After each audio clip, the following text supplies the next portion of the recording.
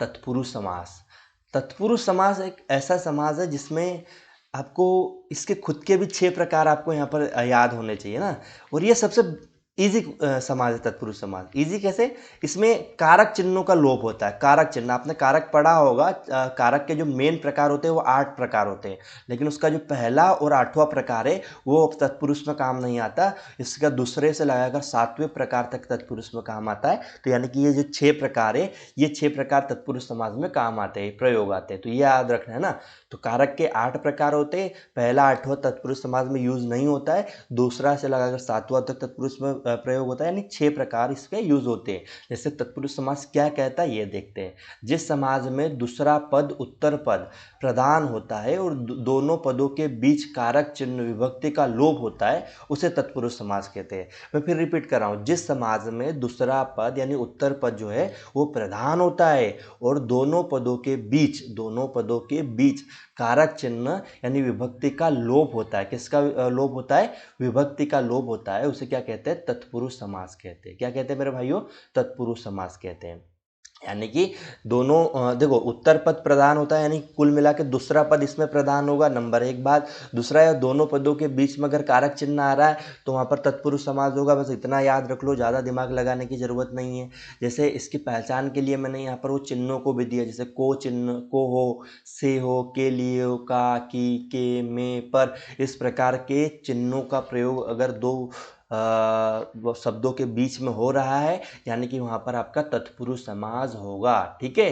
जैसे कि एग्जाम्पल से मैं बताऊं आपको, कैसे राजपुत्र लिखा है। राजपुत्र यानी राजा का पुत्र। तो मेरे भाई राजा का पुत्र, तो यहाँ पर का तत्पुरुष समास का चिन्ह का लोप हुआ, और ये जो का चिन्ह है संबंध तत्पुरुष का है ना।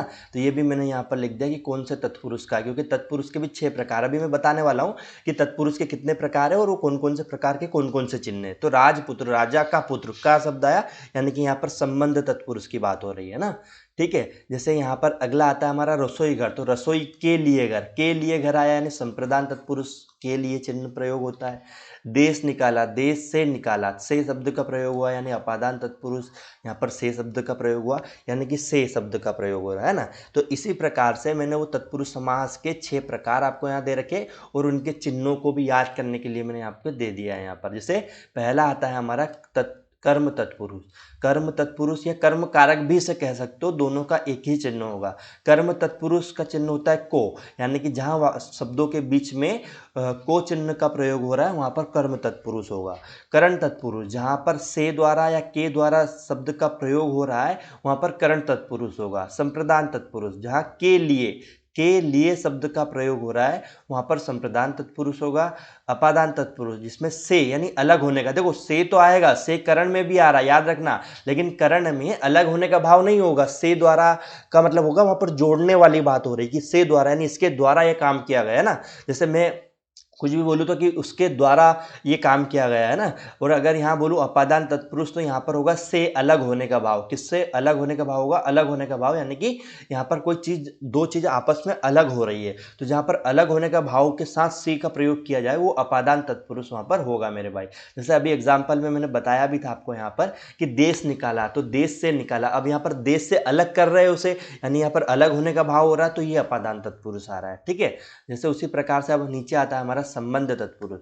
संबंध तत्पुरुष में का, की, के शब्दों का प्रयोग होगा। अगर का, की, के शब्दों का प्रयोग हो रहा है तो संबंध तत्पुरुष होगा। अपादान में के लिए शब्द है और यहाँ पर के द्वारा शब्द का प्रयोग होगा। याद रखना, यहाँ पर सिर्फ का, की, के नहीं होगा। ओके। अधिकरण तत्पुरुष का जो प्रयोग, जो चिन्ह है उसमें में या पर अगर चिन्ह का प्रयोग हो रहा है किसी शब्दों में के बीच में, तो आप कह सकते हो कि यहाँ पर हमारा अधिकरण तत्पुरुष है। तो ये तत्पुरुष के 6 प्रकार थे। उन 6 प्रकारों के चिन्ह मैंने आपको बताए। उम्मीद कर रहा हूँ सारी चीज़ें समझ में आ रही होगी। अगर नहीं आ रही तो प्लीज़ कमेंट बॉक्स में बता दो, और अगर आ भी रही है, आप वीडियो को यहाँ तक देख रहे हो, तो प्लीज़ यहाँ तक भी मुझे चीज़ों में आप कमेंट बॉक्स में ज़रूर बताना, ताकि चीज़ों में हम इम्प्रूवमेंट कर पाएँ। ठीक।